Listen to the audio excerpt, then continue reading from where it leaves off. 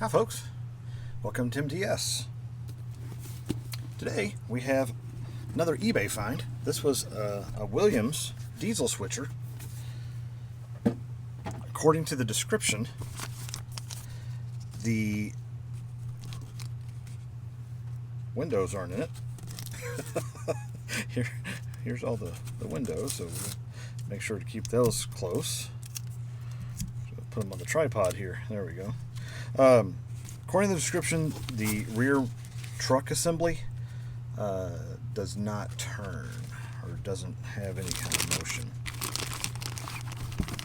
But I saw that for the price that I got it for, it's worth the parts.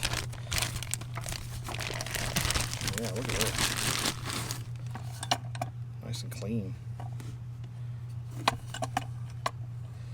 Yeah, so what I can see right now is that's spinning freely. So I don't know. I know that these Williams locomotives have a tendency to strip the gear that's inside of it. Yeah, the front one's fine. The back one is just is moving freely. So I'm thinking we're going to have to either replace the truck assembly, which I just checked Williams parts website, and they just received in a batch of these two-wheel truck assemblies. These are kind of universal for their Alco units, as well as some of their smaller, the GP38s, so on and so forth. So I'm thinking that's probably going to be what we're going to have to do. We'll dig into it a little bit more, though, see what we got, and go from there. Okay, so first thing we're going to do is go ahead and just remove the shell. Move the brake wheel there as well. I believe there's 4 screws. There's one right here in the front, along with that one right there, and then we have 2 more in the back. Those are just a Phillips head.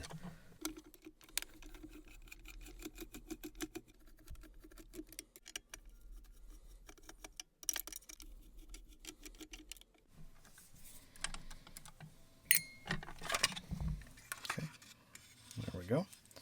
Set the shell over here to the side.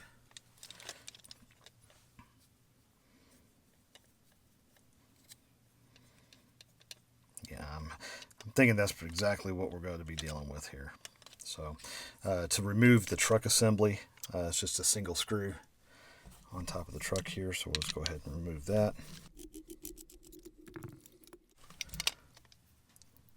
The power cord there. See you guys see here.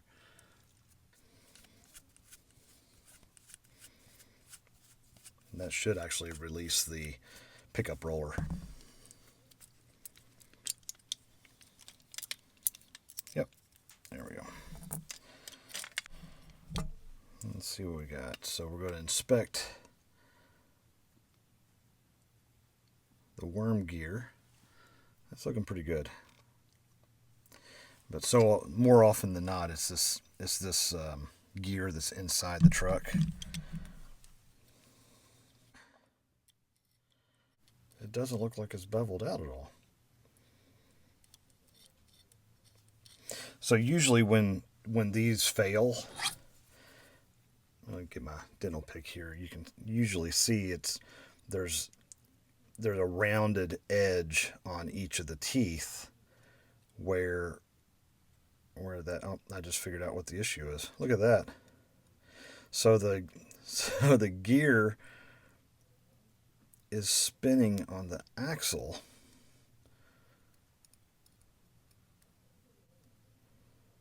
Interesting. This may be a quick fix, or not a quick fix. So what I've done with these in the past is we'll break down the truck assembly. We'll remove this pin that's connected to this axle here, and then I'll end up using just some liquid weld. We'll clean the axle off, or that shaft off, really well, and then we'll just apply some liquid weld, let it cure overnight. Gonna have to figure out how to do that. Okay, we'll go ahead and break down this truck assembly. Let me zoom you in down here. I believe it's just these two screws here. That'll give us access to the coupler, and it'll remove the side pieces. That's all one assembly. There we go. And here's the coupler assembly.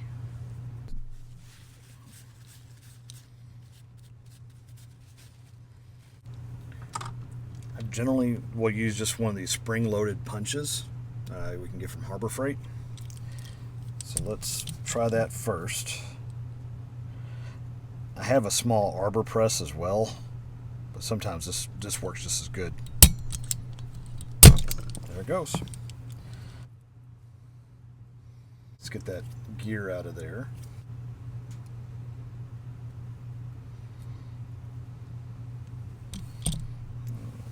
Clean that up.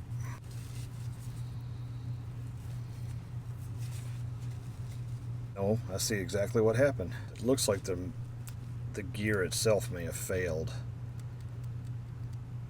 Yeah, so there's actually a break. I don't know if you guys can see that or not. Let me see if I can get the light the right way here. But there's actually you can see right there. Looks like it broke.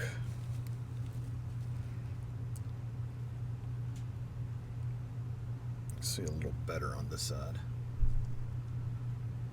Okay, interesting. I don't know what the best course of action here is. We can try to put on some JB weld, but I'm afraid that's just going to be a temporary fix. Unfortunately, I know for a fact Williams doesn't just sell these. Okay, so I'm thinking through this. I went ahead and cleaned off the axle here. You can see that it's grooved.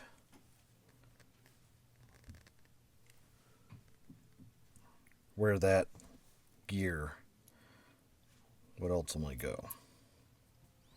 I could mix up a batch of the JB liquid weld, but my concern is I have to be able to apply the liquid weld inside the gear. I would have to put it inside of that to slide that all the way in place and then let it set overnight. My concern is that when I apply that liquid weld, I don't want it to go into this part of the truck assembly, because then it's just going to seize up. And I could probably break it free. You know what? We're going to try it. Let's try it and see what happens. Worst case, I would have to buy a whole new truck assembly, which again, I know Williams just got some in stock. I'm going to need to order some of those anyway. Okay, so when I'm mixing a batch of the JB weld, I generally just get a small piece of cardboard.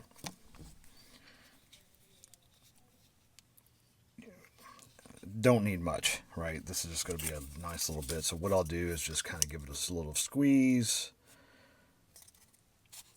Do like that.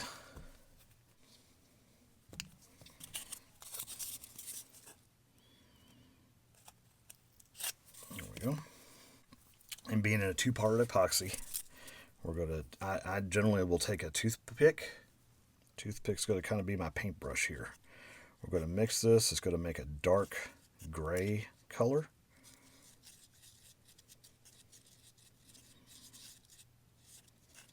I'm just going to kind of fold it. Okay, this is where it's going to get interesting.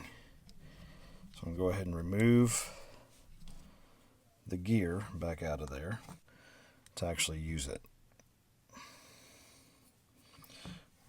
We're just going to make sure that that's cleaned out really well.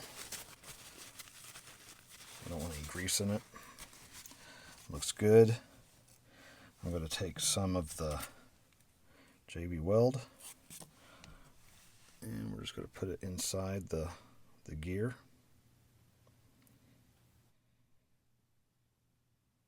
There we go. We'll set that over to the side. And drop the gear in there. I'm going to use my dental pick. We get the axle onto the gear.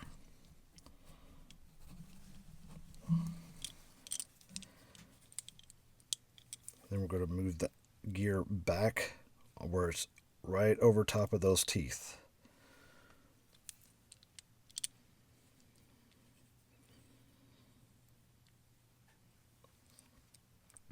So I'm hoping that there's enough on those ribs to be able to secure the gear to the axle. Again, we'll see if this works. I don't have a lot of high probability on this one, just because the JB Quick Weld doesn't have a lot to adhere to.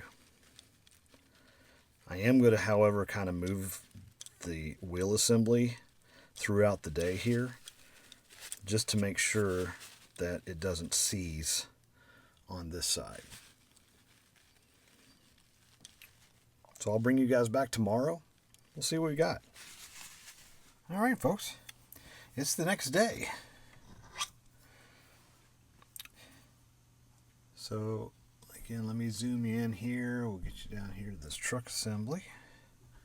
As you can see, I haven't pressed the bearing back on yet. I just wanted to show you what we got going on here. So, after applying the JB Quick Weld yesterday, I came down and just did exactly this. Moved the truck assembly back and forth. I wanted to make sure that we didn't get the axle seized up inside the truck assembly. So that's been able to be moved. And if you looky here, I'm just going to use the dental pick. It seems to be holding.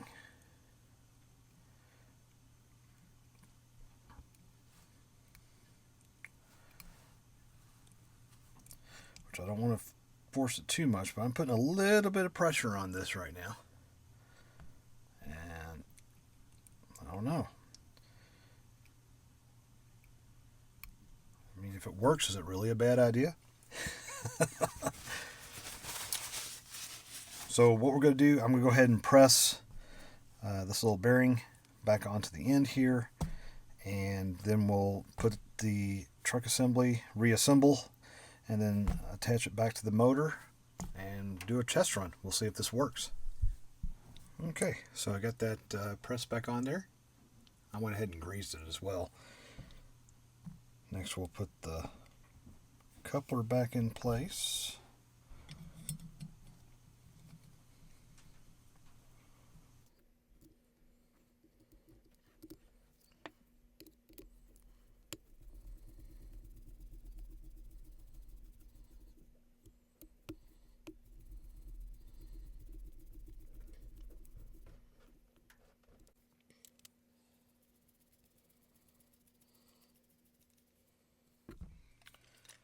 Alright, moment of truth. We're going to spin the flywheel.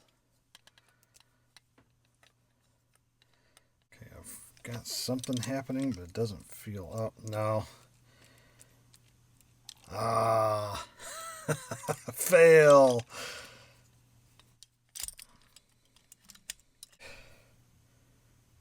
No. Okay. Well, it was worth a shot. Really disappointed that you have to buy almost an entire truck assembly, right? So, and when it comes in, I did get notification from Bachman that it did ship today. So when it comes in, we will get it back together.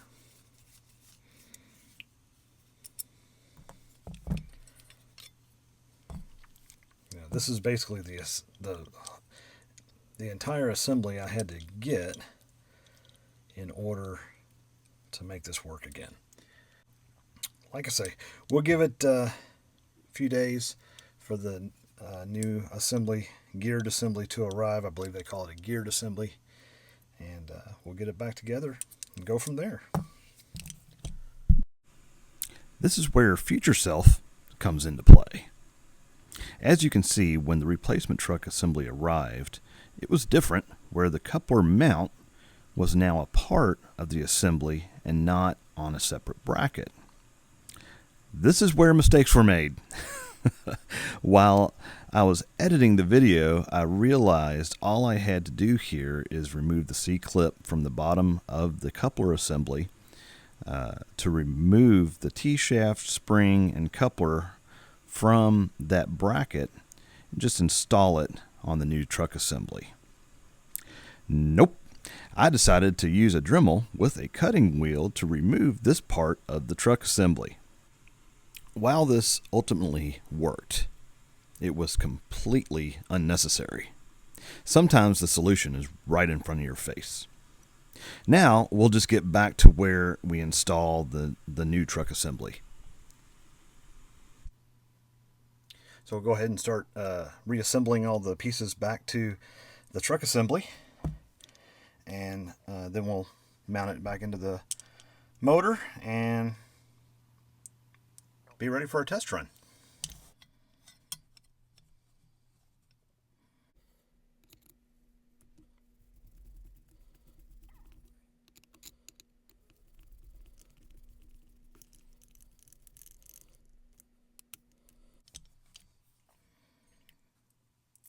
Goes there. There we go. Okay. We're just going to do a quick test, make sure that everything's spinning freely. It is. Perfect.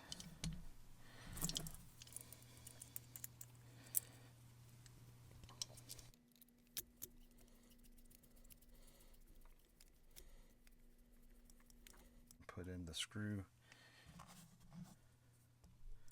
to connect the truck assembly to the motor.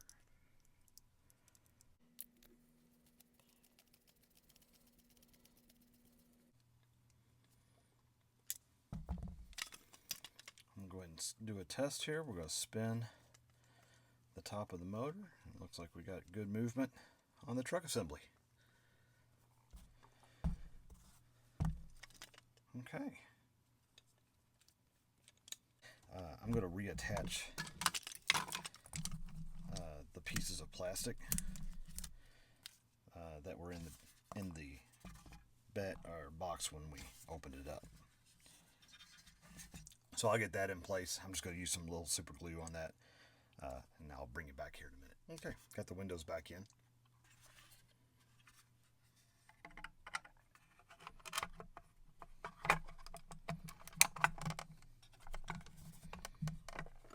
There we go. I'll go ahead and get the screws back in place.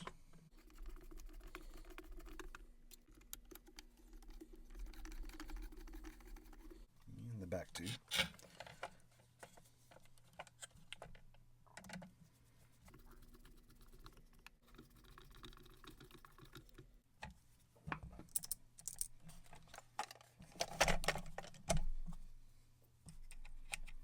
There we go. Let's take it over to the layout, see what we got.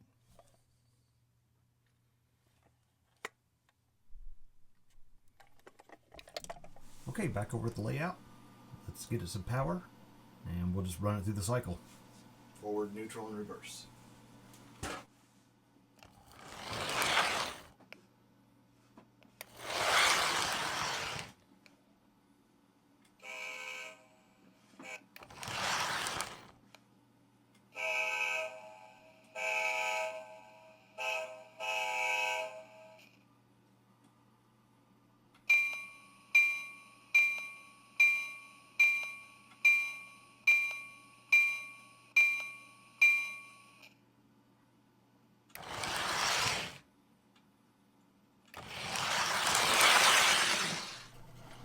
While doing the switching on my layout using the locomotive, I used the bell sound and just dubbed it into the video just to give it a bit more realism.